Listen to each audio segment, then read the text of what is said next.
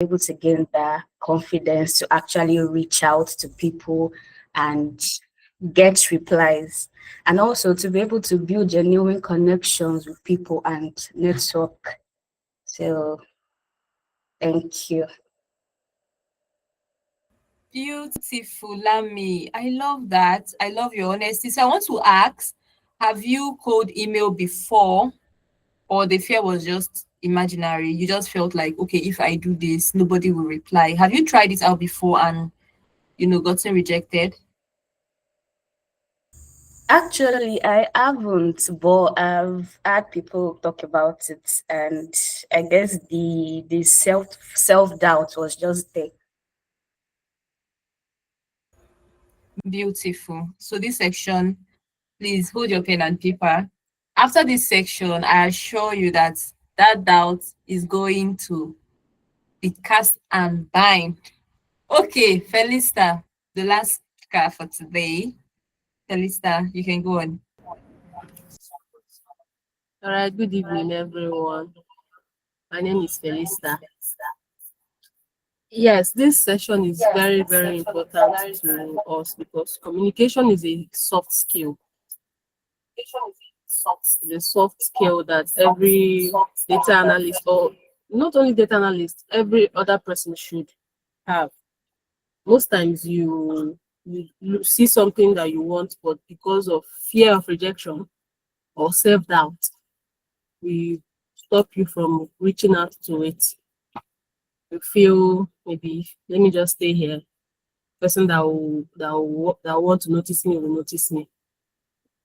Just like the saying, take the bull by the horn. That's exactly what we are here to learn how to do. Thank you very much. That was beautiful, Felista, as always. Beautiful. Okay. It's like we don't have any new here. Oh. 1 minute, please. It's not just women in tech. We are our tech bros. I mean, people were dominating tech before. Everyone that has spoken today, female, women, no tech bro in the house. I just realized that no male has spoken, and no, now one male should just represent the male, and then we can call on our speaker. One tech bro, please. You've chased them out of the industry. You're so shy.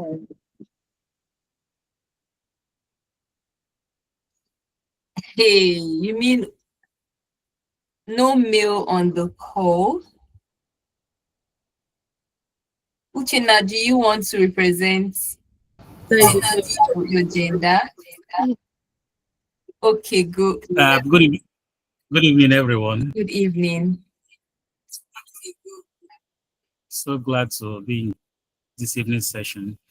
Well, communication is very, very important, and it is always a passport, to employment. When you communicate effectively, it gives clarity, and you are well understood.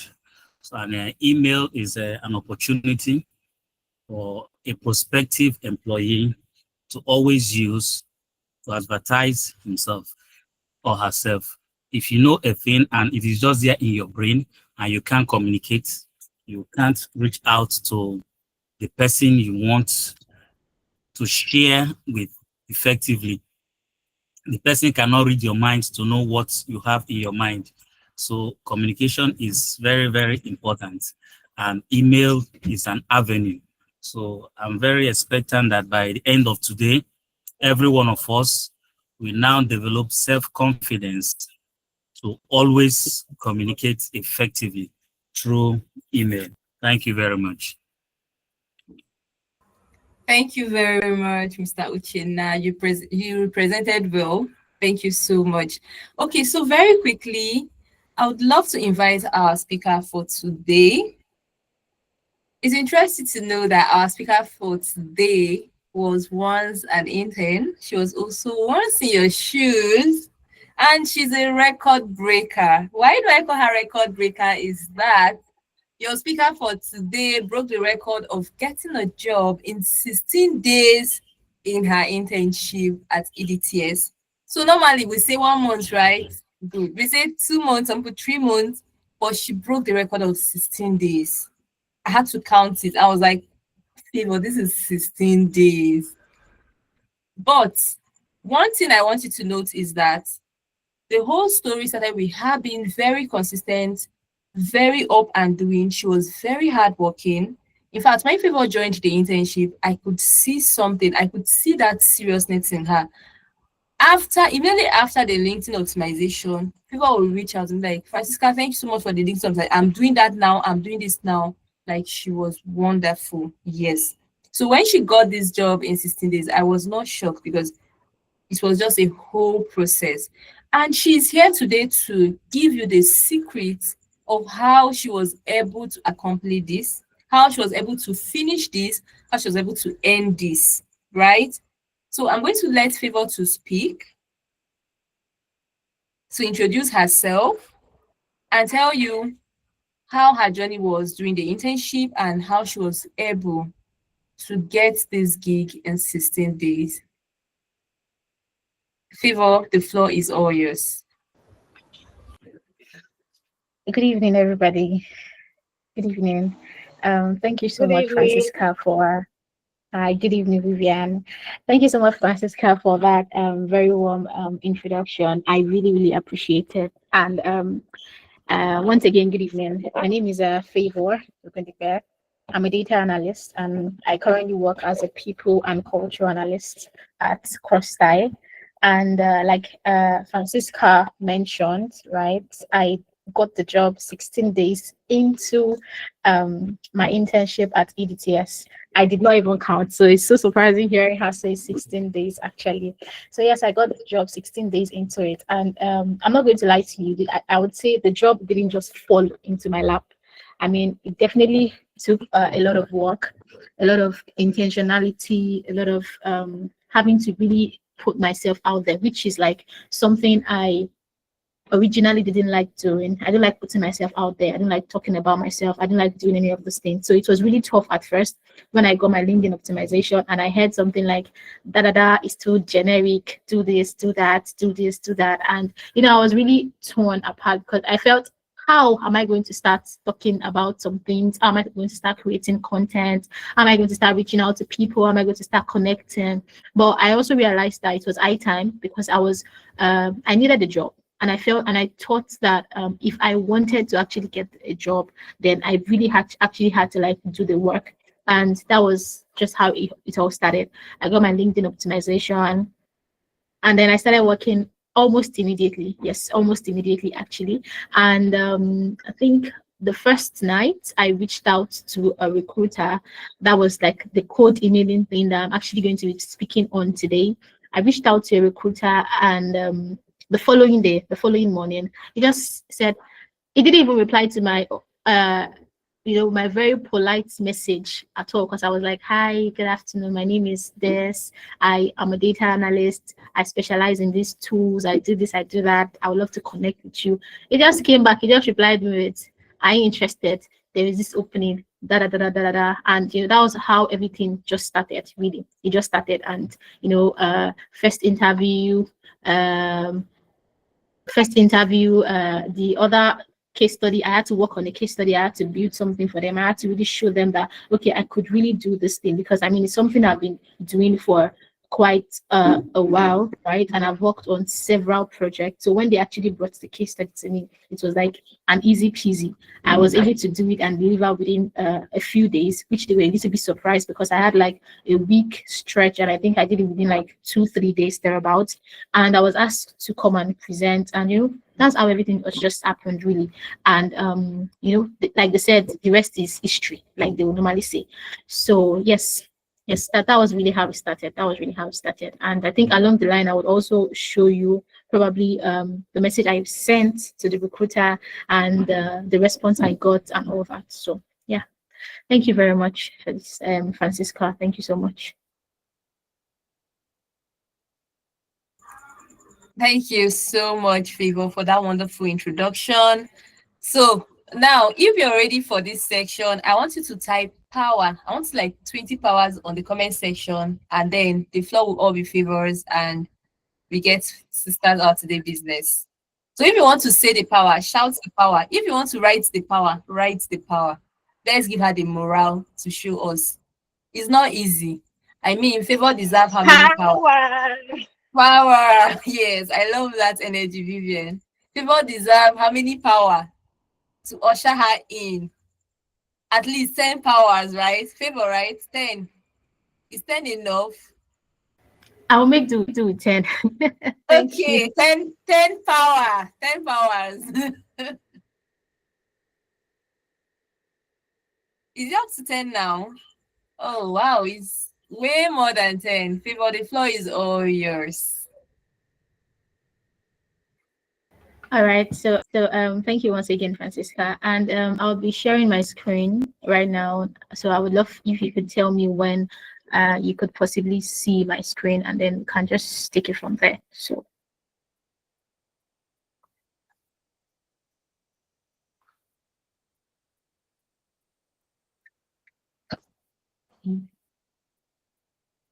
can you see my screen? Yes, we can. Okay. So I think it's just lit up. All right. So let's get into it. So the topic on the table for today is code emailing, and we'll be talking about how to connect, how to communicate, and then how to convert this connection and communication into getting something meaningful, like getting something meaningful out of it. So for the introduction, I said cold emailing and messaging are powerful tools for building opportunities and relationships. In this session, we'll explore how to reach out effectively, connect with people authentically, and close deals or opportunities confidently. Now let's talk about what cold emailing is. Now, cold emailing is reaching out to someone you haven't interacted with before to build a professional relationship. And it is not about spamming, it is about strategic communication, personalization, and clarity of intent. So I think from this point, I really like to break everything down. So the first thing we could possibly pick from here would be that reaching out to somebody you haven't interacted with before. Hello, Favor. We can Yes, just see can the I first am I page. being? Yes, we Oh, can just see really? the first. Yes, we can see where Okay. you are now. You can see where I am now. Yes, we can. Okay. So as like I said earlier, I said the important thing, or one of the things we should actually pick up from code emailing is the reaching out to someone you haven't interacted with before. So I think I would say I want to believe most of us are on LinkedIn, right? And then we have, say, that one person that would always look out for, or that one person we are always what's it called? We're looking up to in a way. Okay, so I have this person. I really like her content. I like what she does. I like what he posts. I think I would love to do this with this person. I think I probably would want to collaborate with this person. I know, I think at the point on LinkedIn, I had this one person that every day I make sure that once I wake up, the first thing I do is I go to her profile and I check. I always make sure that okay, she posted something for today. And that was actually because I really, really and like I don't want to say envious, but I was really inspired, yes, by what this person does, right? So I would always check, look out for it. Sometimes I don't see her post and I'm always tempted to let me just text this person to say, okay, why have we not posted today? But at the time I wasn't really used to I wasn't even exposed to having to reach out to somebody online. So code emailing is like reaching out to somebody you haven't interacted with. And then there's the emphasis on building a professional relationship. You can't meet somebody on LinkedIn and say, okay, you want to build maybe like a platonic friendship or something. It has to start, even if you now maybe in the long run would want to build a friendship or something out of it, it still has to start from the professional aspect because that is what LinkedIn is all about. It is just about profession in general. It is about meeting people. It is about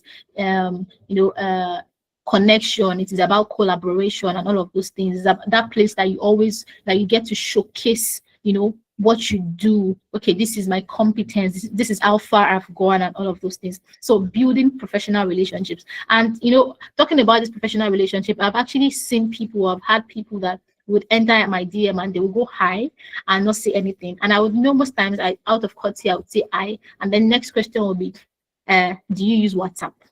can I have your WhatsApp number? That's like totally off. You can't even go that way with anybody or link. Nobody would even pay an attention to you, because what do you mean by do you use WhatsApp? I mean, of course, this is a space where we get to talk, but I feel like everything we say should be centered around our profession. It should be centered around what we do, right? And then it's not about spamming. When we talk about spamming, like continuous messaging of one person, okay, so you have that one person you're texting on LinkedIn, and probably you connected with the person and the person has not responded to you, and then you make sure that every hour of the day you're always saying, hi, please reply me, please connect back, please do this. No, no, no, it's not about spamming. And then it's about strategic communication. You have to be clear about what you want. You have to be clear about your intent about reaching out to the person. So now moving on to the next slide, I'm going to be talking about why cold emailing actually matters. So firstly, I mentioned here that you stand out among hundreds of applicants. So before I move forward, I want to confirm that you can all hear me, and I'm still being heard. Am I being heard? Yes, ma, we can hear you. Yes. Okay. All right. Thank you so much. Okay. So the first thing is to stand out among hundreds of applicants. And I intentionally used hundreds of applicants because I would say for some recruiters, you honestly can't tell the number of people that probably reach out to them on a daily basis, or the number of messages they get, or probably even mails that they actually get on a daily basis, right? And why it is also important is the fact that you get to write a structured message to them. You're not going to be writing like an essay, because of course nobody's going to sit down to read your essay, but you're going to make sure that whatever it is you're writing actually leaves an impression on whoever you would be reaching out to. The point is that you just leave an impression. You might not even get something out of it in the long run. And when I say hundreds of applicants, say for instance 50 people had reached out to this recruiter on this particular job, and then there is you that also reached out to her, but prior to you applying for the job, you had sent, maybe like you had emailed her initially, maybe either via normal email, or even on LinkedIn, you had texted her, told her you liked something about what she does, and this is who you are, and this is what you do, and you just would love to connect. There is no way your name would not stick in such person's head. It might not even stick in that sense, but it's something like if it pops up, before her, she can just say, oh, I think I've seen this name before. I think I really need to check. This person had reached out at a point, and this person was actually very expressive and polite about what they said. And I think I just want this person. So it's just about leaving an impression, really, because most of the time you might not even really get something out of it like immediately, like on the spot, maybe like I did, but you are still definitely going to get something out of it. I'm not going to lie to you about that, right? And then the next part is going to be access to hidden opportunities and collaborations. And when I was writing this afternoon, I was asking myself, how do I even explain this to them? So I thought about let's think of one big person on LinkedIn. I don't know, can you give me one person you're probably looking at? Anybody, just one person you like on LinkedIn, or one person you truly look up to and really would love to connect with. So anybody, just one name. Blows the mafia. Did I hear my name? Yes, so they said Somebody's Favor. looking up to me.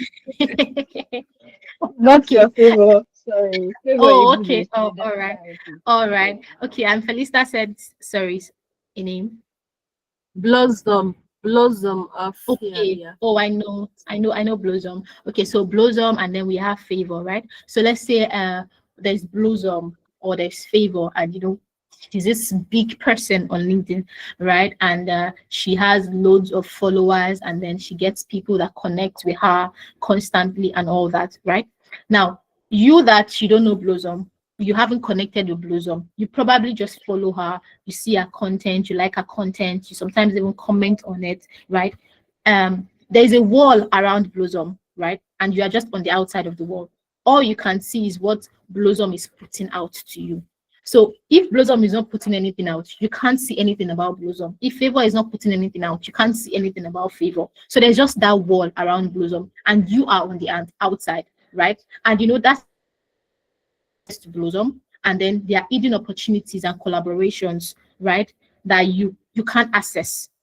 with Blossom. But the moment you say connect with this person, you immediately leave, the wall, you're not being covered by the wall anymore. You step into a space, right? Everything that seems to be hidden to you is now revealed. You now see Blossom for who Blossom really is. All those hidden things that you probably couldn't see initially, you can now see it, right? So that's like the access to the hidden opportunities and even the collaborations. Because when you connect to Blossom and you say, oh, Blossom, I would love to collaborate with you on this. And Blossom says, sure, why not? Of course, we are, we definitely have a mutual relationship. So definitely I would love to collaborate with you. And then you have access to everything. You have access to the hidden opportunities, you have access to the hidden collaborations and all that. And then lastly is building lasting professional relationship. Like this is like one of like the biggest thing and why it really matters, right? So you definitely do not just want to build a relationship with somebody and just, on just the surface level, right? In the sense that you reach out to that person today and then, after you just talk about one or two things and then the conversation just dies like that. I don't know if you understand me. Conversation just dies, you just let it go. There's no follow-up, there's no check-in. That way you're not even building any lasting professional relationship with that person, because it's almost like just a casual thing, like just a one-time thing. Okay, hi, I love to connect with you, and then you probably just connect with each other and then nothing comes out of it really, right? So yes, there's that. So and then we'll be moving on to the next slide where I'm going to be talking about the right mindset. Now when you're going to be reaching out to somebody, or when you want to reach out to somebody, you have to have the right mindset. God, see, I've had people that they probably would text me or reach out to me, and you just can't tell that all these ones, they are just here for what you can offer. Once they get what you can give to them, they are going to leave. And it has happened several times, right? And one of the first things about the right mindset is to think connection and not transaction. So you want to reach out to somebody, you are thinking that okay, I actually want to connect with this person. I want it to be like a two-way thing. I don't just want it to be that, okay, what can you offer to me? What can I offer to you? And that's just all we're about. It's just a give and take kind of like relationship. It's actually not healthy in a way, because if you get to a point where the person possibly cannot give to you anymore, and then you now feel like, oh, I'm just giving. This person is just taking from me and has nothing to actually give. This person is just taking from me and has nothing to actually give.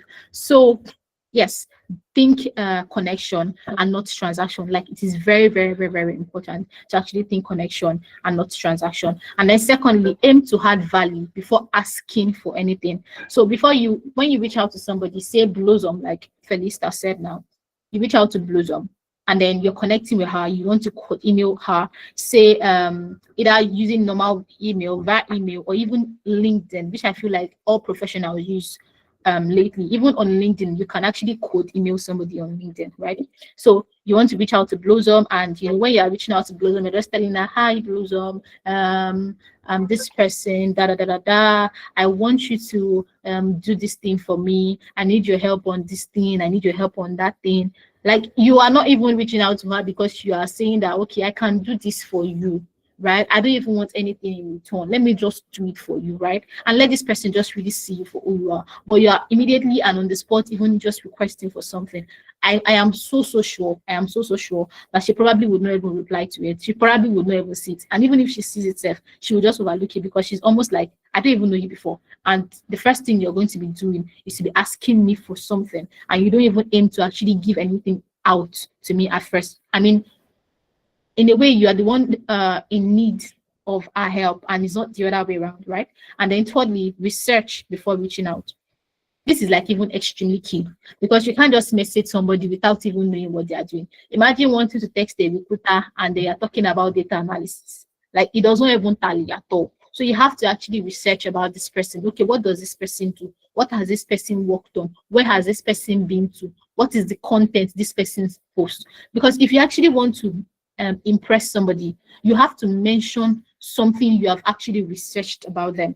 It's more like saying, I'm a data analyst now, and then there was this project I worked on maybe like a few months ago, and somebody's reaching out to me and telling me, hi, Favor, I'm a data analyst like you. I love this data set that you worked on 3 months ago about this. It helped me in this way. It did this to me. It did that to me. And then you now just, after actually, butchering the person up, making the person feel, so fly. You cannot even just sip in what you want. Oh, I would love to connect with you. Oh, I would love for us to collaborate. See, there is no way somebody will see that and will not be impressed, or will not even want to actually connect with you, because you've actually sweetened the person up. You've actually, inflated, not inflated actually, inflated the person's ego, right? You've aroused the person's ego. So there's no way they will see something like that and not say, okay, definitely. Even if it's just a connection, let me just connect. I might not really have the time to collaborate, but I can definitely connect. And lastly, approach each message with authenticity and confidence.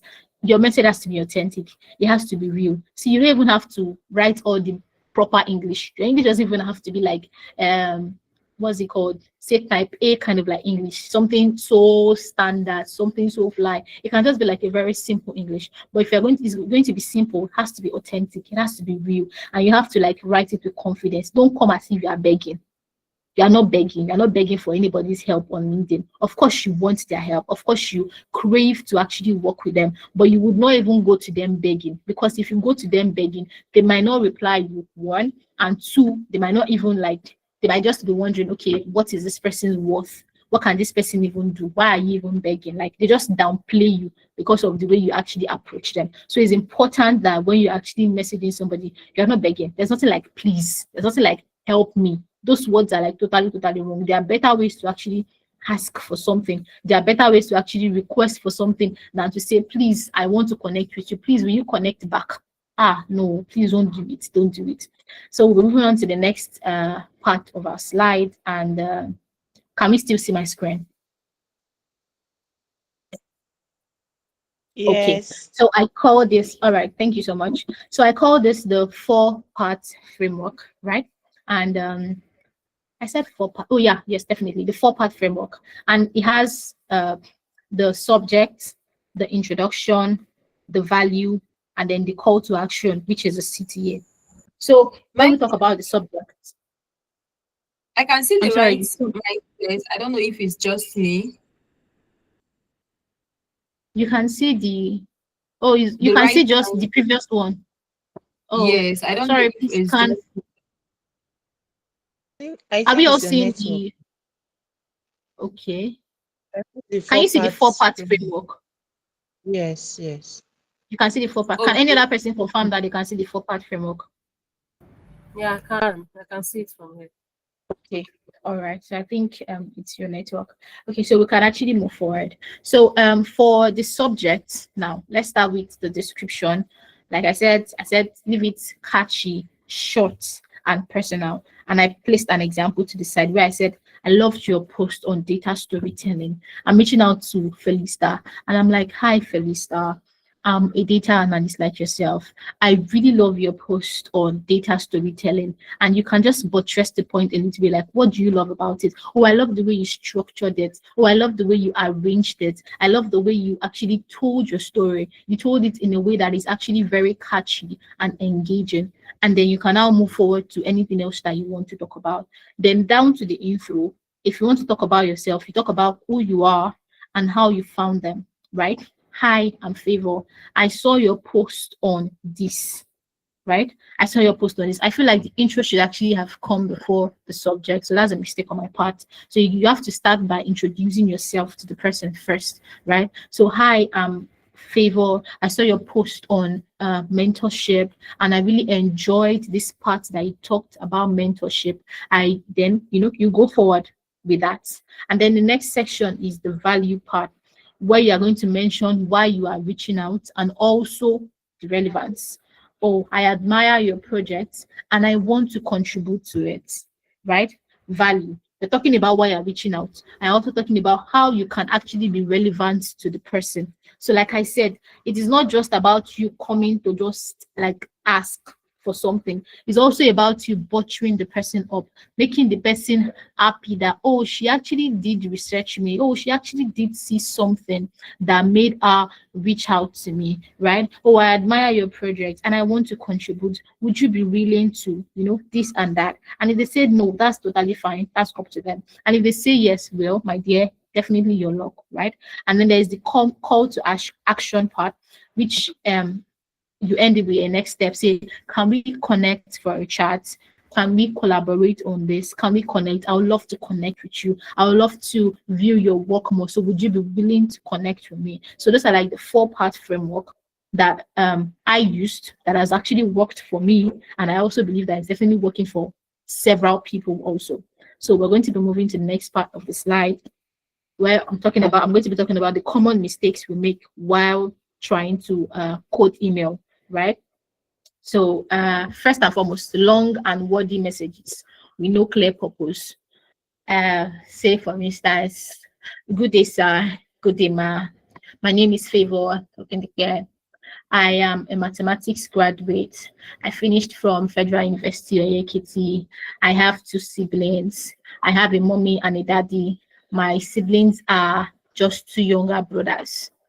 Nobody wants to know about your family. Nobody wants to know about your siblings. Nobody wants to know about the school you even went to. Like, they don't care. It is not even important in this situation. If you want to talk, please just tell me what you do currently. Oh, I'm Favor. I'm a graphic designer. I work with this too. I would love to connect with you. Why are you telling me that your mommy and your daddy is alive, or that you have 2 younger siblings or something like that? Like, long wordy message that has no purpose at all. It is not relevant to the person. Even to you, to an extent, it's not even relevant to you. Imagine wanting to write a mail to somebody. You're writing a mail to a professional person. You're emailing somebody. You want to like connect with this person.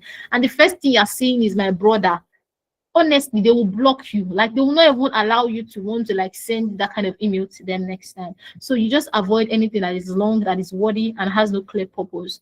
And secondly, talking only about yourself. Exactly. Like I said, even this one is not even about what I said initially. It's more like, okay, I'm a data analyst. I work with SQL, I work with Excel, I work with Power BI. I'm good with this. I can query any data. Just bring it to me. I can do flowcharts. I work with Python. I write code so much, this and that. And you're not even talking about anything about this person. Okay, I saw your post, or I saw that you worked on this thing. I really enjoy this aspect to it. Can you let me in? Can we collaborate? Can we connect? I loved what you did here. I loved how you told your story on this data set. Nothing about them. It was just all about you. Nobody wants that. See, I'm not going to lie to you. Let me just be as clear to you as possible. There's nobody on this earth that doesn't like a compliment, no matter how little it is. Everybody likes compliments. I can't just see you on the road and say, oh, I love your earring. You will blush. You will blush till you get home. So you have to know and learn how to actually butter people up.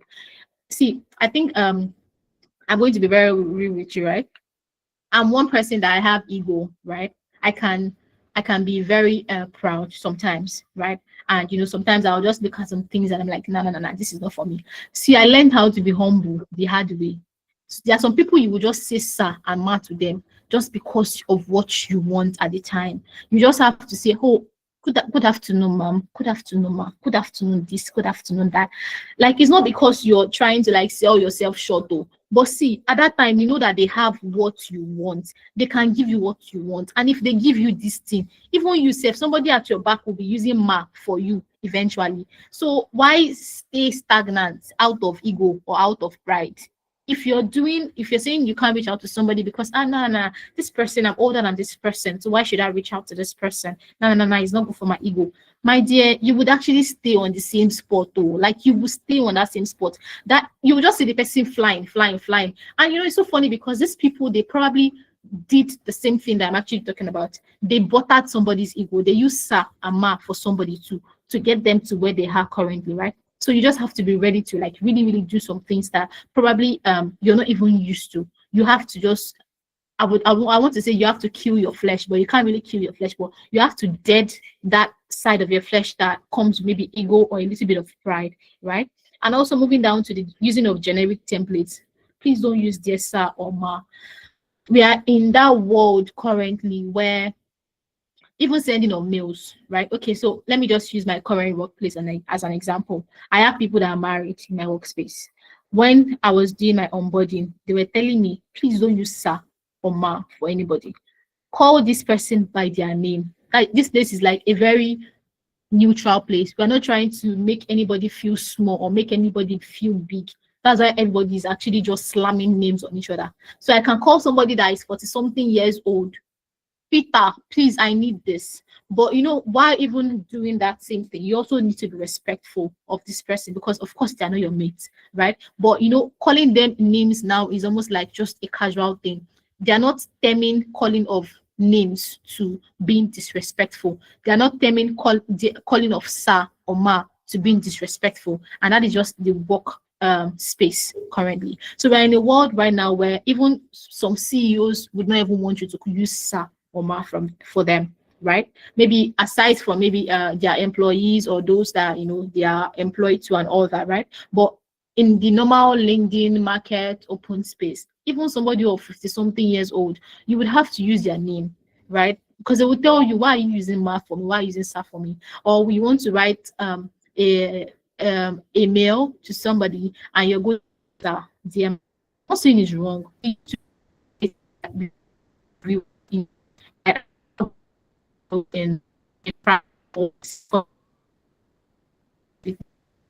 yeah, doing all right. I can still remember. How are you doing? Trust your family is fine. How is your family? How is this? I am in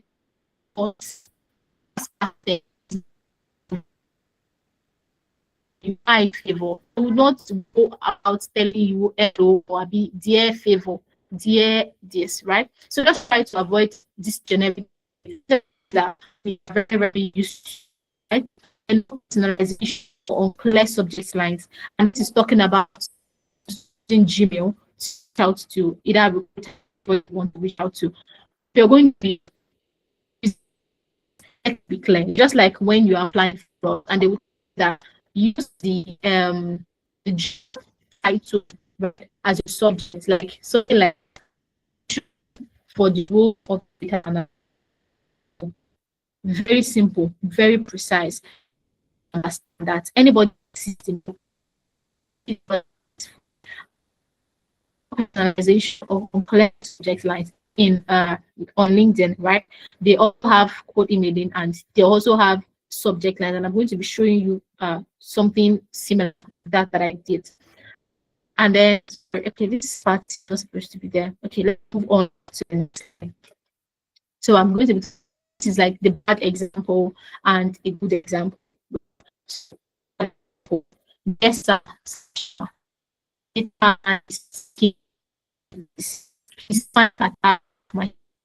This used to be how my parents used to for job application. I'm trying to not trying to talk out of or anything like that. But I used to see people, right? People that are in the cities currently now, when I was there, how they used to write on paper. They like even email back then. Of course, we're in a very more civilized world now. They used to write job applications on paper. You see it, dear sir. Then I don't I can't write formal letters where we were in primary school. Really would love to hear us.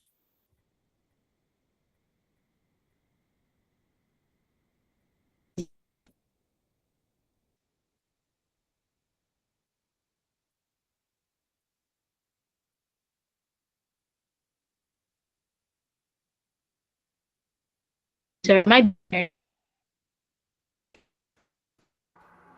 Sorry, am I the only one but the network is breaking? Hey, I said it. It's not.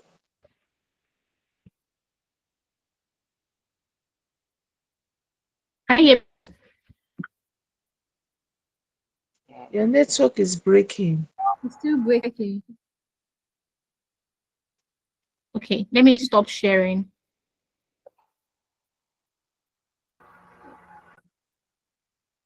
I'm going to share back in a few minutes. Just I'm trying to change my network. Okay, your voice is actually quite clear.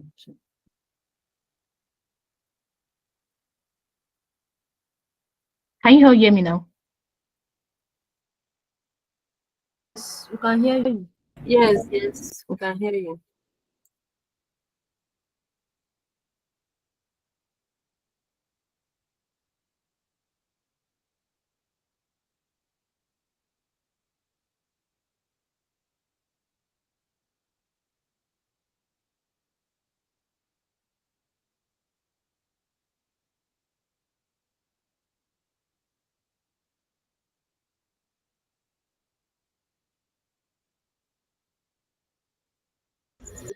Okay, I think her network. Can you hear me? Can you hear Yes, we me? can hear you. Okay, so how is it going? So far, so good. It's going well, very well. Okay, So far, so good. It has been interesting. beautiful. Okay,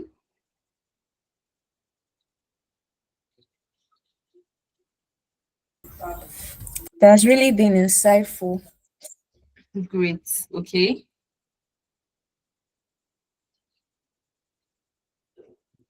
I'm learning a lot.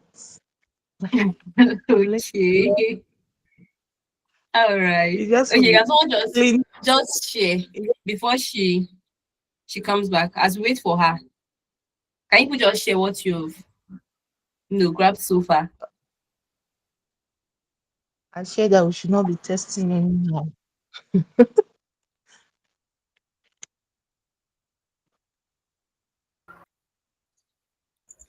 I've learned that we should try to make a proper research about anybody before cold emailing or DMing them. And I also learned that you should have something to offer and not be the only one taking.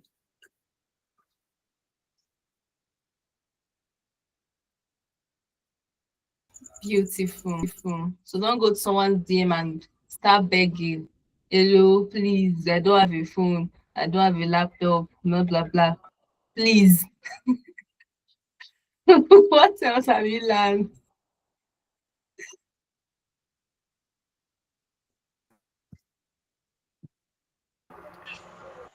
Every I've learned connection that we ought shouldn't. to be We should shower praise also to them and not just to ourselves.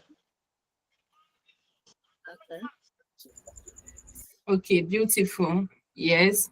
Very important. And make it as brief and professional as possible. Beautiful. Yeah. it should not always be about transaction wise. It should also be value based. Beautiful. We have Favor back on the line. Welcome, Favor. Thank you. Thank you so much. Sorry, my network was acting up at the time. So let me just take it back a bit. I stopped here and did we get everything I said here though?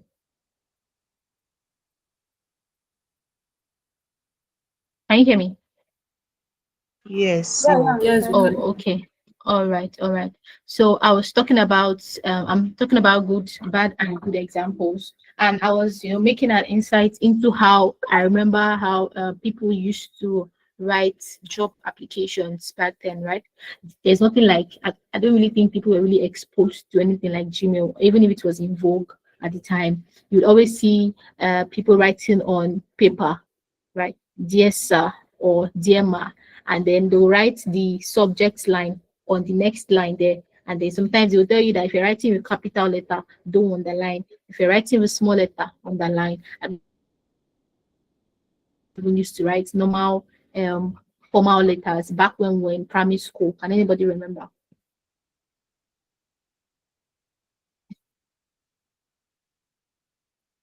Anybody? Or can you hear me? We can hear Sorry, you. what was the question? Now, I was talking about how we used to write formal letters back then, right? About using how we use dear sir or dear ma, and then we would write a subject line, maybe like a title of what our letter is all about and all that. So, can we all remember how we used to write letter back then? Yeah, yeah, sure. Definitely. So, that is not even Yes. something we want to try. Exactly. So that is not even something we want to try now. Writing like, dear sir or ma, I'm a data analyst and I'm looking for a job. Please find attached to my CV. That's even like a very, very wrong approach. Nobody would answer you, not in this century. Nobody would answer you that way. So how do we actually reach out to somebody? How do we actually tailor our message properly? We can do this. Hi, listen. I came across your post about the mentorship program. Such a great initiative. Such a great initiative alone is like a compliment. You're already complimenting the person, and the person would also feel happy about what they are doing and about even what your compliment says, right? And then you have something like, I would love to contribute to any upcoming cohorts, right? Now you've introduced yourself, you talked about how you came across them or came across the person, right? You came across the person by seeing the person's post about a mentorship program, and then you complimented them.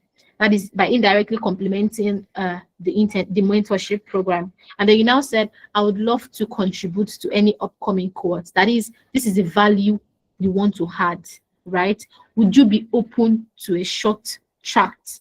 So it's that simple, very simple. This is so simple, straightforward, direct, whatever word you want to use for it, because it actually encompasses everything I've mentioned earlier about the 4 parts, where we have the subject, we have the intro, we have the value, and then we have the call to action. And the call to action would be would you be open to a short chat?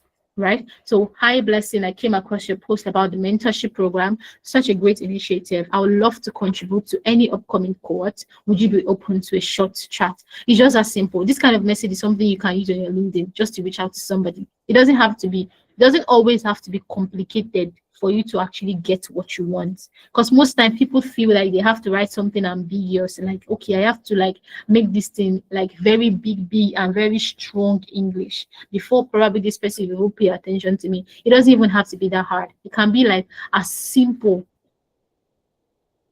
right? So let me see what we have next, because I actually want to show us an example of, okay, I think I can still be here. I actually want to show us an example of some of the messages I had probably sent to people. Some I got a response, some I did not get a response, but I would start with the initial message I sent to the recruiter, that how I came about my job, right? This is my present job. So I'm going to stop sharing my screen currently, and I'm going to take you to my LinkedIn page just to like show you the message and just show you how the person even replied me, just to show you that sometimes they don't even have time to be listening to your high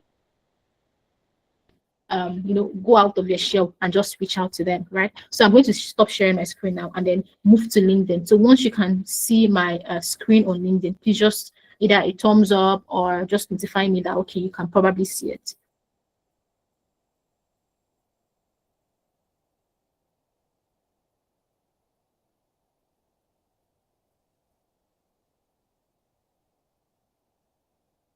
Okay, so, okay, all right, perfect. Okay, thank you so much.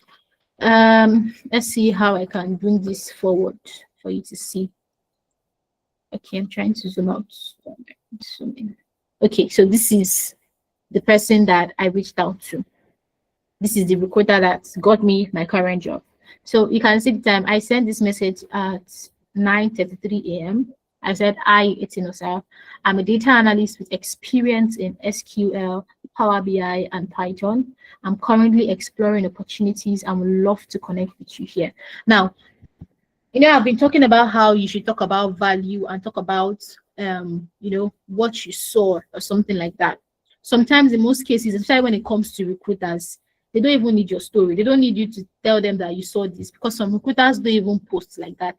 I don't think they even have content aside from them telling you that there is this job opening somewhere, right? But if you want to actually now collaborate with a fellow data analyst, you want to collaborate with a graphic designer, then you can talk about, what you actually saw that is actually making you reach out to them. I don't know if you guys can resonate with what I'm talking about. Any emoji would actually work. Just let me know you can resonate, right? So I reached out and I said, thank you very much. Thank you. So I said, hi, it's Inosa. I'm a data analyst with experience in SQL, Power BI, and Python. Me, I am selling myself to the recruiter because this is what I do. I'm a data analyst. I have experience with these tools, right? And I'm currently exploring opportunities. I would love to connect with you here. Can you see how simple it is? I did not say I'm looking for a job. Like I said, I was looking for a job, but I said it in a very subtle manner. Like I'm currently exploring opportunities. I did not outrightly say I'm jobless and I want a job. I did not outrightly say, please find my CV attached. You don't even you're never supposed to send your CV until they request for your CV, right? It is actually wrong for you to actually send out your CV to somebody without them having requesting for the CV. They have to request for it first before you actually send it to them. So this is it. And then you can see his response. That was even like a minute after. That was like the fastest response I had ever gotten in my life, right? He just said, okay. Yeah, I'm like, okay, what? And then he said, send me your CV. Where is your location? Did you see that even my eye and my politeness, hi, 18 or sir, da da da da, it did not even concern the guy. He just said, okay, send me your CV. Where is your location? Very simple, very direct. And that was where the conversation started. I'm based in Lagos. There's an hybrid internship role for a data analyst, da da da da here. And then, yes, I'm interested. They sent it to me, and that was how the whole thing really started, right? That was how the whole thing started. And then, there was this one other person that I reached out to here on LinkedIn also. His name is Jude, right? And I just came across his page. I came across his page out of the blue. Can we still see my screen? Yes. All Yes. right, thank you. It is. I'm trying to. Okay, yes, definitely. This is Jude. So his name is Jude, and I don't know. I don't know what I was doing that day. I think I was just scrolling through. I was scrolling through LinkedIn also, and I was just looking out for different people's posts and all that. And I came across Jude. Right, I came across his post, and I just said, let me just reach out to this person. I mean, it wouldn't hurt to reach out to him. I mean, of course, what do I have to lose, right? And this was what I sent. I said, connecting, because the message I sent, okay, so there's this thing on LinkedIn where you can send a direct message to somebody and you can attach a note when you're connecting with somebody. I don't know if you've ever noticed that, right? Sometimes you want to connect with somebody and LinkedIn will say, add a note, right? So that kind of stuff. That was actually what I did. So I started with my subject title, which I said, connecting on data analytics. Very simple. This is why I want to connect with you. I don't want anything else from you. All I want to do is just connect with you on data analytics. Hi, Jude. Very simple. I hope this message finds you well. Courtesy. I'm Favor, and I've been impressed by your work in data analytics. See, I have been impressed by your work. It's just one thing that I saw. Like, it's not as if I even opened his profile. I think I only opened his profile after he texted me back, and then we started talking, right? It was just one dashboard that I saw that I said I have been impressed, as if I have been following him for ages. I haven't. But then you want to leave a lasting impression on this person. So like I said, you have to butter them up. You have to make them feel like their head has to swell, right? So I have been impressed by your work in data analytics, your insights on the Maven bottling dashboard. And this was the exact dashboard I saw. Yeah, your insight on the Maven bottling dashboard particularly resonated with me. I would appreciate the opportunity to connect and learn more about your experiences in business intelligence. Thank you for considering my request. Best, Favor. Very simple. All I did was, okay, this is what I saw. I really liked what you did here, right? And I just appreciate. All I just want is that please connect with me. And probably if I can even learn, like I did not say, come and teach me. Like I did not say, can we? I did not say. Wait, let me. I'm trying to think about the, best word to use for it. So it's almost like I'm subjecting myself to this person. I don't mind being under you. I don't mind you being my boss. I don't mind it being like you are my teacher and I'm your student. I don't know if you get. I brought myself extremely low. Like I would love to learn more about your experiences. Like I don't even need much from you. It can just be like a casual conversation and let's just end it there. At the time, that was really what I really thought about. Because I was like, even though I would love to learn more about you at the time, it was just because I don't know. It just felt like, okay, this is what people see on LinkedIn. All I truly wanted at the time was just a connection at first, and maybe let's see where it goes. That was only my intention at the time. So I sent that message at 6:34 p.m. and he texted me at 9:06 p.m. and he said, "Hello, Favor. Listen, please read carefully." He said, "Thank you for your message. Your words are really nice. I'm happy you like my dashboard, and I'm always happy to connect with like-minded people. As regards learning from me, honestly, I don't know, but whatever you need, you can let me know. I have accepted your connection request, and I look forward to having fruitful conversations with you." Like it was so simple. I think this has to be one of the easiest connections I've ever made on LinkedIn, right? Where I reached out to someone and they just reach out to me back, and they even reply to my text. Most times they just connect. They don't even see anything about the message I sent. But this person actually took his time to like reply to me. And you can see he was saying, "Thank you for your message. your words are really nice. I'm happy you like my dashboard. So I complimented this person. He actually liked what I said to him. And I feel like, trust me, that's one of the reasons he probably connected with me, because he doesn't even know me from anywhere. He doesn't even send me at all, because of course he's a big person and he's working, and he's top where he is currently, right? So he doesn't have anything he probably would even want from me in that sense. But courtesy, the fact that I sold myself to him, right? And I also buttered him up. I complimented his work, right? And that was actually how I got about this connection. And from there, it has just been conversations. We laughed, we talked, and that was it. That was only one person that I never even thought I would be able to like connect with. So I'm going to stop sharing now, right? And then I'll take you back to my slide.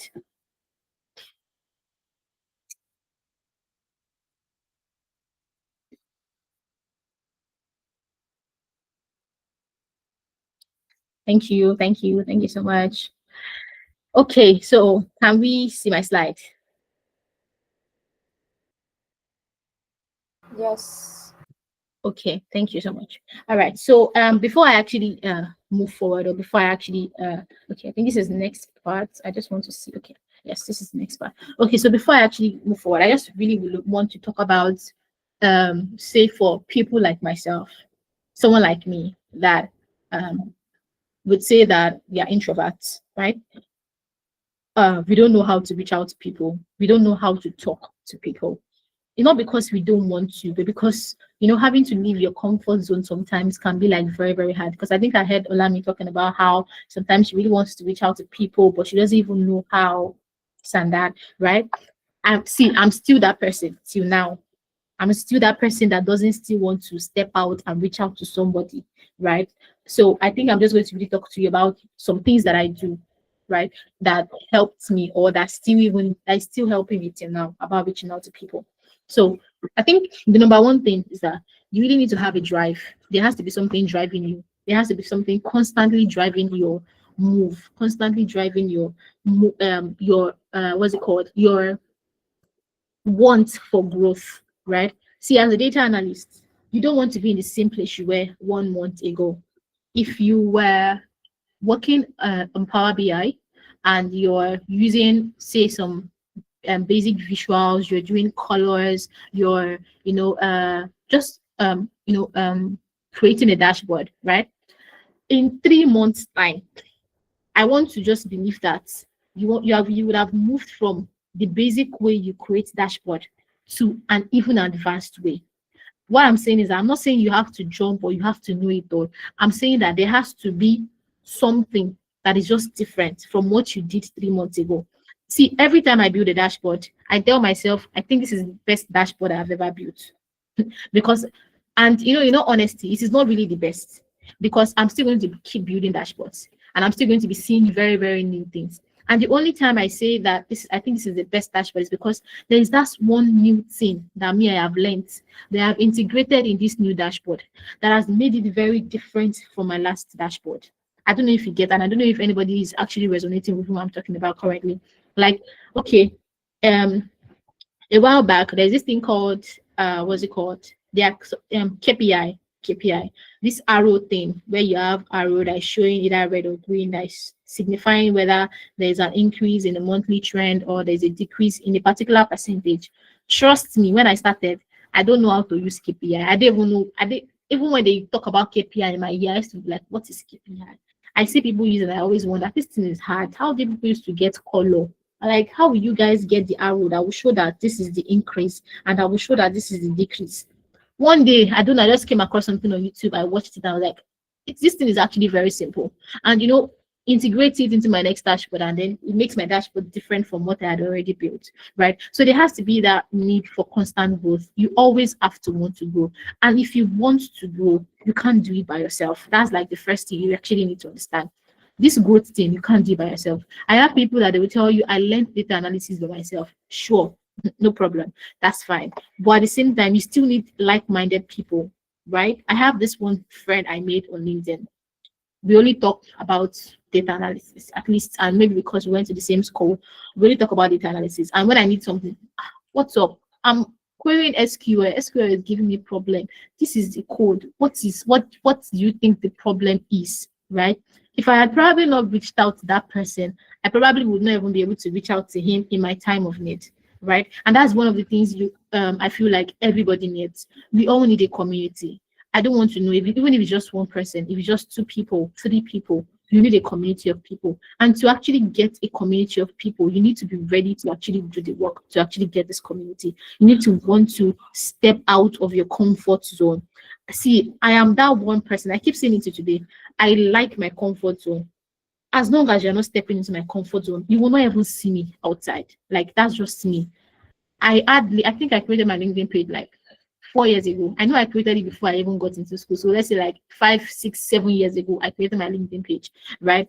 And it was just there. I did because I created it then because people were talking about LinkedIn. I came on LinkedIn and I was pressured, like, all this one are talking about the things that they are doing. Me, I don't have anything upstairs. I don't even know what I'm doing with my life yet. I was not even in school at the time. So I just didn't even have an idea about it. And I'm so glad that I really see people that are building that are building themselves currently and they're pushing themselves out on LinkedIn. And it is really something worth envying because honestly, if I had the opportunity they currently have, I am telling you, I am not going to be here right now. I'm not going to lie to you. When I created my LinkedIn, say 5, 7 years ago, if I probably had started what I'm currently doing now, I can tell you I'm not going to be here. So you just really need to take that bold step. You just need to take that one step. See, sometimes, let me tell you something. I would write my message to all the people I want to send it to. I will now turn off my data, right? I will be sending the message to their DM one after the other. Like, I will have listed them out. I will not send the message. I will not off my data, right? Later, I will not turn it back on. All the message will not send. I will not off my data. I will not close. I will not keep my phone somewhere. Like, I'll just keep my phone somewhere that, okay, let me even see. Let me not see these people response. I don't want to see their response at all. Like, I don't want to see it because I don't like I don't like putting myself out there. So sometimes I always feel like, what if they say no? And see, I've learned that thing also, that even the no self is supposed to be something that is driving you. If they tell you no today, let it be that thing that will push you. Hey, they told me no. Hey, God, no. This no has to turn to you. Yes. Okay, let me just look for another way. Okay, this is what I did wrong, or this is probably what they wanted. I did not have it. Now I want to work on this thing for myself so that the next one that comes, if they ask me for this same thing, I won't be a fool, because they say, fool me once, shame on me. Fool me twice, shame on you, or whatever that saying, how that saying goes, right? So, I'm actually talking about when you want to like step out of the comfort zone, really. Like, you just have to do it, right? Regardless of the no's they are going to get. And I bet you are going to get plenty of no's. God, you will get no's to a point that you won't be like, why am I even doing this thing that I'm doing? Why? It is just so pointless, because I mean, it is still no that I'm going to get. But while you're probably constantly reaching out to people and constantly applying for jobs, you also need to make sure that you're not just making it one-sided. You are learning, and alongside you're also reaching out to people, right? So you just really need to like put yourself out there. You just really need to get out of your comfort zone once in a while. If I did not get out of my comfort zone, as I mean, the way I got my LinkedIn optimization from EDTS, I just did the normal thing I would normally do. I'm not going to lie to you. Let me tell you the normal thing I normally would do. I will just read it and I'll just take it like that and just do my own internship and just go. I'm not going to lie to you. That's what I would do. I will just take it, do my internship, and pack my bags and go. Full stop. I don't care about the LinkedIn optimization. But this one time I didn't even know what changed. Right? I just felt like, okay, I think enough is enough. Let me even just try this thing one time. And I'd been hearing about LinkedIn optimization. I know how much people pay for it. See, I'm not going to lie to you. People are paying for LinkedIn optimization. LinkedIn optimization you are getting for free. In EDTS, they are paying for it. So when I got it, I told somebody, I said, I got this thing. And the person was like, people pay for this thing, right? So if you are getting this thing for free, you are better utilize what you are getting. I'm not going to, like, if you pay for it, you can go and check anywhere. You can even go on LinkedIn right now and type LinkedIn optimization and see the people that you actually have to pay them for them to actually optimize your LinkedIn for you, right? So if I had not gone out of my way to say, let me even just try this thing, right? Let me just try it and let's see if it's even going to yield any result, I most likely will not even have the job I have currently, right? So that's to people that like me, that don't like leaving their comfort zone. People are like me that they feel like, no, I don't want to hear no's. I don't like hearing no. It is discouraging.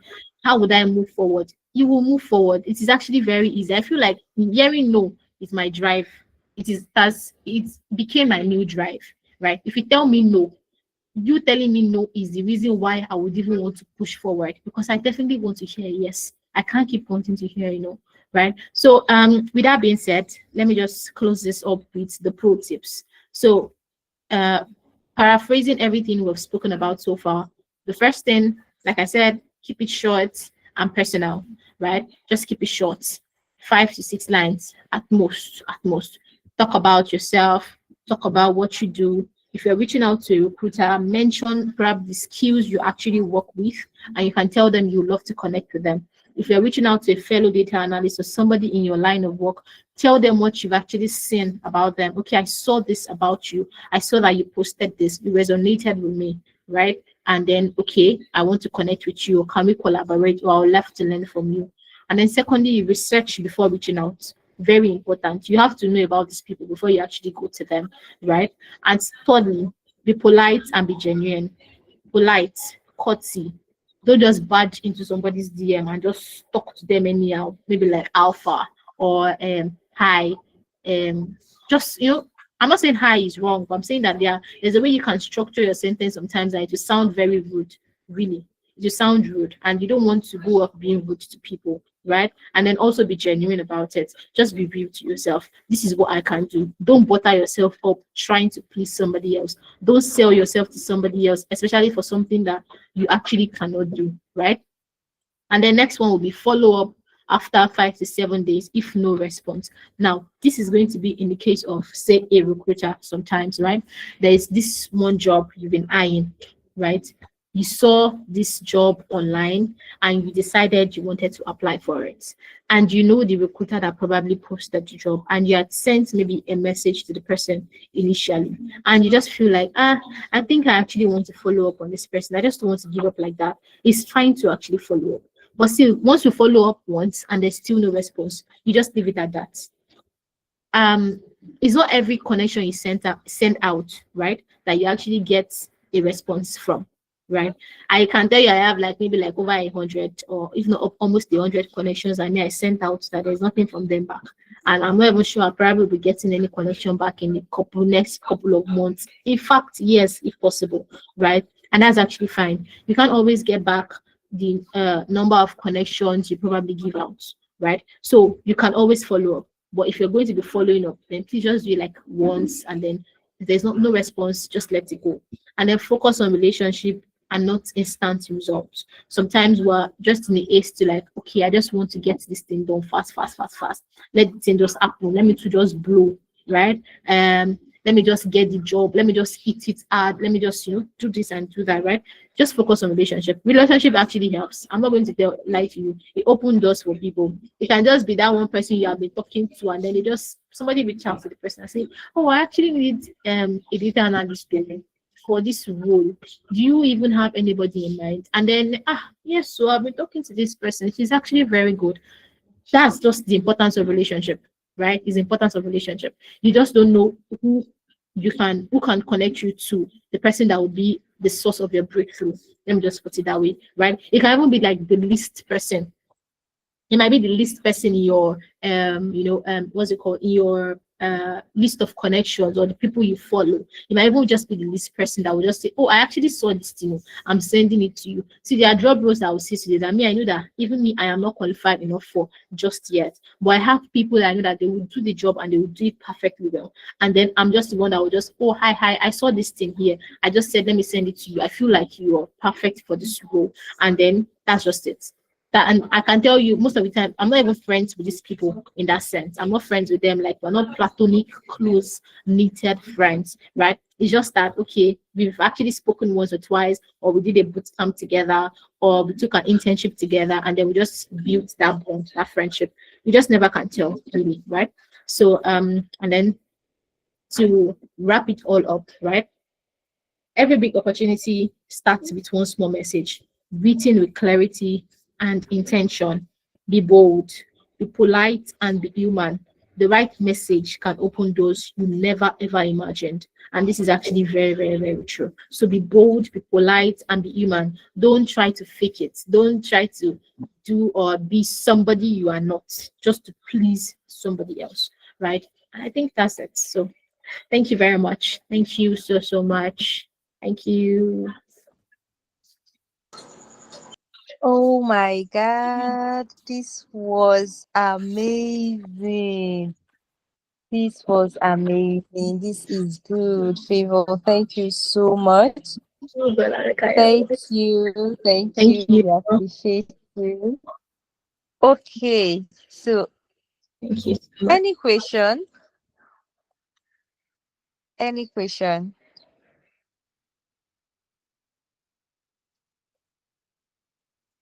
Any question? Okay, go on. Thank you so much, Favor, for the wonderful session. It was very insightful, interesting, and I really learned a lot. My question is, what if we are in a situation where someone very big is the one reaching out for a connection? How do you make use of that opportunity and try to build that relationship? And what I mean is, how can you add value to that kind of person? Because it came unexpected and you don't really know what you can offer. That's my question.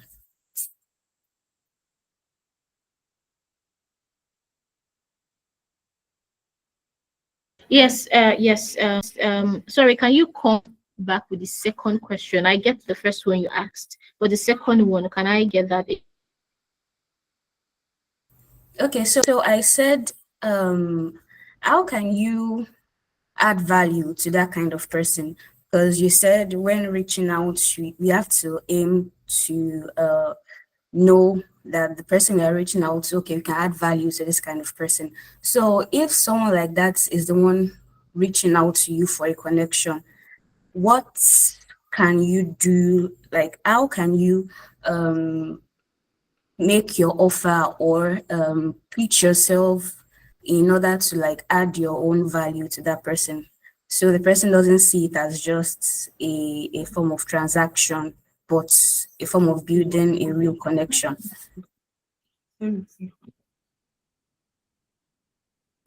Okay, so yes, I think I get your question. So just to be like very let me just keep it short and simple. So say there is that big person that actually reaches out to you instead. See, I don't want to say that when most people, right, when most big people reach out to you is because they see something in you. Well, I believe that is because they've probably seen something, right? Right. So if somebody is reaching out to you, if a big person is reaching out to me, say one very top data analyst and all that reaches out to me, I want to believe that it's because they saw something that I probably did, or they saw something I posted, right? That I even prompted them to just connect to me. Because these people are not people that just randomly connect with anybody. They just don't connect with anybody anyhow. When you've gotten to a level, right, in your profession, right, you are mindful of the people you connect with. You are trying to make sure that the people I'm connecting with are people that are of value. They have a value to add, they have a value to give. Now, when this kind of person reaches out to you, and say they reach out to you and they don't send you a message first, right? I would say that it is always nice and even much more polite to actually reach out to them first before they even do you, right? So say you reach out to me, you're very big on LinkedIn, and then you just send me a connection request. I'm already drafting the message I want to hit you with before I even accept the connection. More like, hi, um, thank you for reaching out. I truly appreciate. I'm so honored. I'm grateful for it, and I admire what you do, because it has to be for you to know that the person is actually big on LinkedIn. Then it has to be because you also know the person. So I admire what you do. And I admire, I don't know what the person probably does, say a data analyst. I admire your work. I admire how you analyze your data. I admire how you do this. I admire how you do that, right?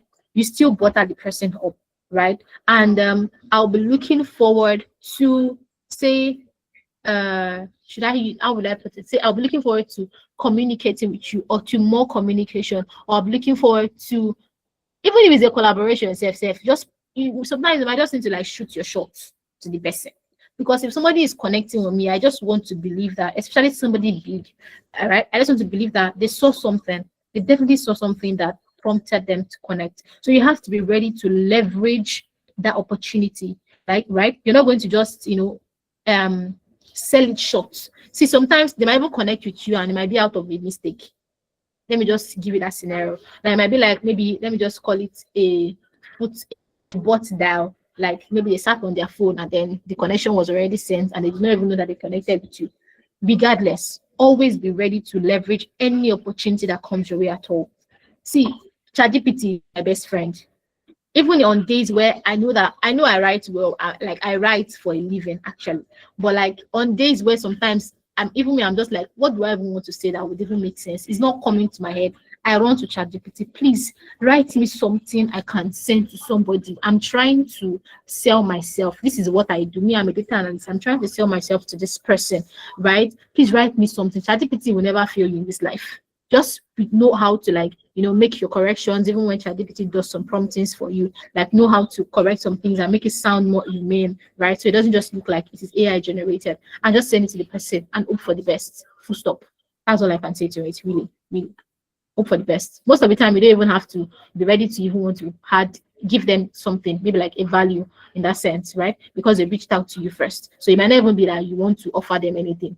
Of course, they reached out to you first. So I don't think there's any need for you to be telling them this is what you have to offer. You have to keep that side, that pride, right? That side of you, that pride, that ego side of you. You just have to keep it if you said they reach out to me, then definitely there's something you saw. Come on now, that kind of stuff. So that's all I have to say. Thank you so much. Sorry, I also have another question. Yes, please. In a situation where the person goes ahead and says, okay, tell me more about yourself, tell me more about what you do. And is there how will I put it? Is there a way, or how do you send the message where you are not saying too much and at the same time not saying too little, where it's more balanced, where you're not talking about something too personal or too professional or too polished, but making it balanced? Okay, so that's actually why I said ChatGPT is your best friend. Copy and paste. Oh, trust me, Jesus. If you send me that kind of message, and I know that I can see me, I'm a talkative, right? I like talking a lot. I like expressing myself. I like sharing sometimes with people, and I know that sometimes I can do it excessively, right? In the sense that sometimes we will just divulge some information I'm not supposed to divulge, maybe out of excitement most of the time. It's not because I'm just that loose or something, but out of excitement that this person is messaging me, this big person is messaging me. I definitely have to pour out everything that I have inside of me. So that's where ChatGPT actually comes in. It will help you. But aside from that, I'm not saying you should be all dependent on ChatGPT. But aside from that, how can you divulge information without actually giving too much? So say you ask me that, tell me about yourself. The first thing I will tell you is my name and what I do. I'm a data analyst, and these are the skills these are the tools I use. That's the first thing I'm going to tell you first. And then I can now mention my journey, maybe how far I've been in that space. Okay, so good afternoon. Thank you for connecting with me. I'm truly honored. My name is Favor, and I'm a data analyst, and I specialize in these tools. I've been a data analyst for a couple of months now, almost 2 years, and I would say that it's been a very beautiful journey so far.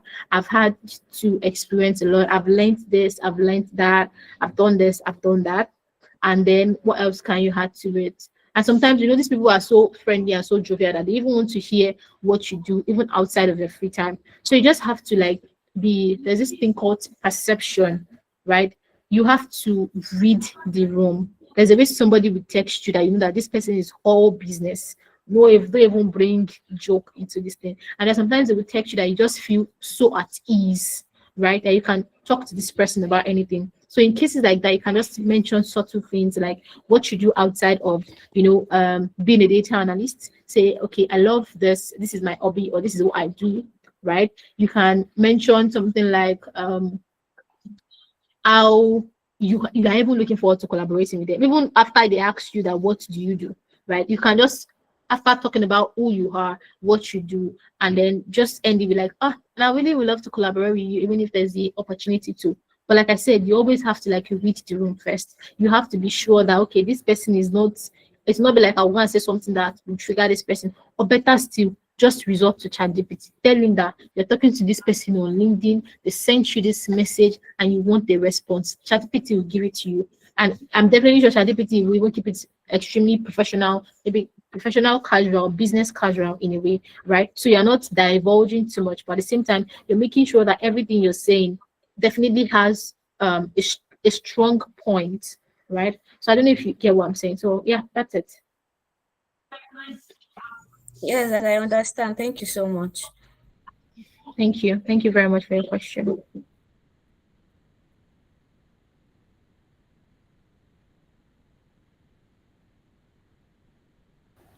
So I think there's somebody else hand that is up. Okay, Oluwaye yes. Estelle. I don't know if you have a question.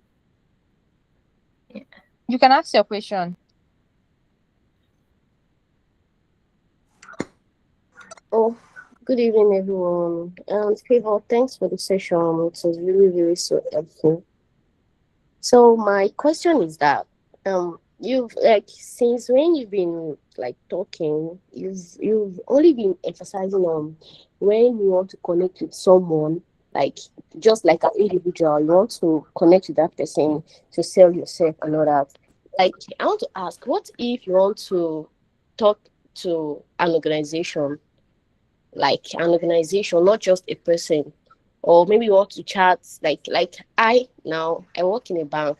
So what if I want to send a code mail to a bank, another person, like not a person, like I don't know if you get what I'm trying to say. Like if you want to message an organization, trying to sell yourself and telling them about what you do and trying to get them to employ you into their organization, like not just like a person. Like how do we do that? But I think your last answer you gave to the first person who asked question was about um asking ChatGPT. But I just want to hear from you, like how do we go about that when you are not sending message to a particular person or trying to code email an organization? Thank you. Okay, so for coordinating of an organization, it's still somebody that would see the message. It's still the message is still going to get to the HR for a very standard organization, right? It is going to be tough for you to probably send a message directly to the CEO. It's still the HR. The message you definitely have to pass through the HR. That's why every company has an HR. They have that HR department, human resource. There's just that one person that is always the a link between the person at the top and then the person, those others, the employees themselves. So if you want to send a mail like that, it's only if you probably have the mail to the CEO himself that you would say that okay, you actually want to message the CEO. And trust me, if you want to message a CEO, the CEO of a company, you have to be armed. Like when I mean armed, you have to be armed with everything. You have to give it your all. You have to be ready to show substance. Like, okay, this is it. I am a this, I have that. Because those people, they are not, they don't, all they want to see or hear is results. That's all. They're all about results. They are results driven people. And there's no CEO in this life that will not tell you that like results. They definitely like results. Everybody likes growth. So you have to tell them the results you've actually achieved, even as an individual yourself. Like, okay, see, in fact, even your education sometimes does not really matter. They don't even care about whether you have a master's degree. Some of them don't care whether you have a doctorate or a master's degree.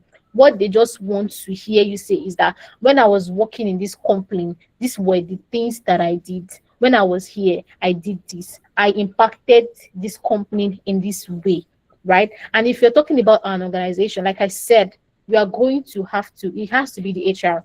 It might be it might be the company's mail. You might even be texting at the time because of course the HR works with the company's mail. It might be the company's mail you'll be sending the message to, but the HR will be the one to actually receive it and review it. HR is, like I said, is that intermediary between the CEO and you being the employee. I don't know if you get me. So it's like, so even if that's why it's noticed that sometimes even if you're going for an interview, there's always that extra person in the room, the HR in the room. The HR will be the one to tell you your salary. I don't know if you understand me.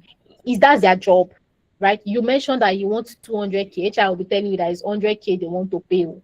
That is their role. They are there to save costs for the company. Anything at all, you hardly have a direct access to the CEO. And even when you do have direct access to the CEO, you have to be armed with everything. Like you have to give it your all. Yeah, it's almost like a one-time opportunity, right? And cold emailing is something that you can do frequently, over and over and over and over again, especially when it comes to email and not even LinkedIn this time around. You can cold email people, like they'll always receive the prompt, because cold emailing, when it comes to CEOs, is almost like you have to constantly show up. If they don't keep seeing you, maybe on their pop up on their timeline or something like that, they'll just push you one side. So your persistence sometimes is what they actually even see, is what draws them. This person has even been disturbing me for so long. Let me just even see what this person even has to say. Let me just see it so that they can just leave me alone. I don't know if you get. So persistence is actually that thing. And when you're being persistent, you have to be ready that even if they call you up today, if you receive the mail in, say, you receive the mail now, in the next 10 minutes you are ready to probably even present that, okay, this is what I do. You are ready to sit down in front of your system and say, okay, yes, let's have the meeting. I'm that ready, because these people work with time, they work with schedule and all that. So it's anytime they give to you, you have to make use of it. If they say, oh yeah, next 2 hours prepare for something, you have to prepare for it, because probably that's the last time they will probably have the time to even reach out or to even say, okay, let me listen to what this person says. I don't know if I was able to actually answer your question, but really that's actually what I understood by what you asked me. Yeah, thank you very much. I really appreciate. But please, I want to ask again. Some of these organizations, like most organizations, have LinkedIn accounts, like Yeah. Access Bank account on LinkedIn. Do we have to message Access Bank directly, or you have to search for like an HR working, like when you click on their page, you can search for their employees and their job role, what they are doing, and messaging them. Yeah. Like, do you have to message them like Access Bank directly for them to respond, or you have to just message an employee working there, which is Okay. under So HR, like. okay. Okay. So for a LinkedIn page, right? There's always one person handling the LinkedIn page. There's always either the media person, and even the HR has a direct access to the LinkedIn page. Every HR of a company has an access to the whatever social media the company owns, because a message can come from anywhere.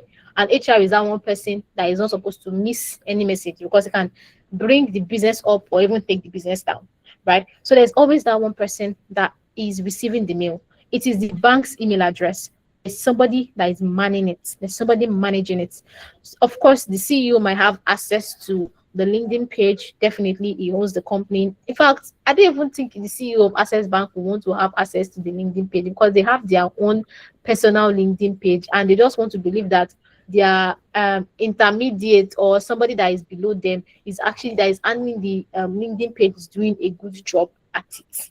I don't know if you understand me. So for a situation like that where you actually message the LinkedIn page, it's probably the HR that will still reply to you. Because like I said, the HR is that, in fact, I want to say she's the one managing the company in a way, right? Because she has access to everything about the company. It's the HR. It's always the HR, right? And they also have like sometimes a social media team, because there are people that actually push out content on the LinkedIn page. So it's not the CEO that would push out content by himself. Is that same social media team, or maybe the content creators they have, or things like that, that will push out the content on that LinkedIn page. So wherever you send message, whatever organization it is, if you are not sending the message directly to the CEO's mail, or even the CEO himself on LinkedIn, then just believe that that message is not getting to the CEO directly. It is getting to the HR first. Maybe the HR can now forward the message to CEO, but just know that it's always the HR that sees the message first. So that's just it. All right, thank you very much. You're welcome.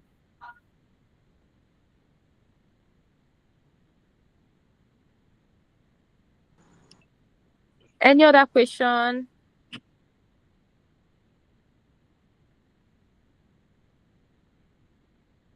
No other question.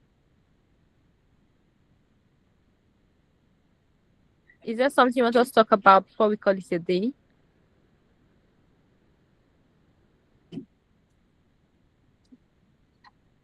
Okay, Bam. Sorry, good evening. Good Good evening. evening, Miss Favor. And sorry, I came very late and I feel like I've missed a lot. Just the few minutes I've been here, I've learned something, I've gotten something. So I want to ask, please, hope this class is recorded because I will be so paid if it's not. That is just my question or contribution or something. That's just what I want to talk about, please. Thank you. Okay, don't be pained. The class is recorded. Yes. So, in the absence of no question, I would love again to say a very big thank you to Favor. Thank you so much, Favor. We appreciate you. We, in fact, your being here is something that today everybody is going with value. Everybody is going to start code emailing and sending those message like a pro, right? So let's all tell people thank you before we call it a day.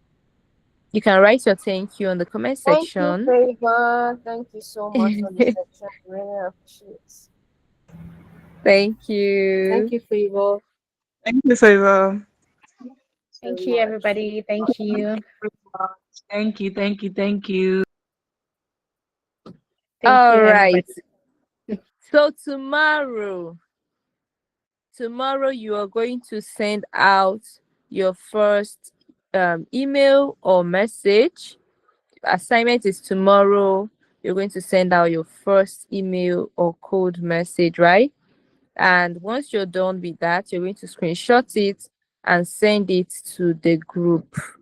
Please do not forget. I may not write it out again.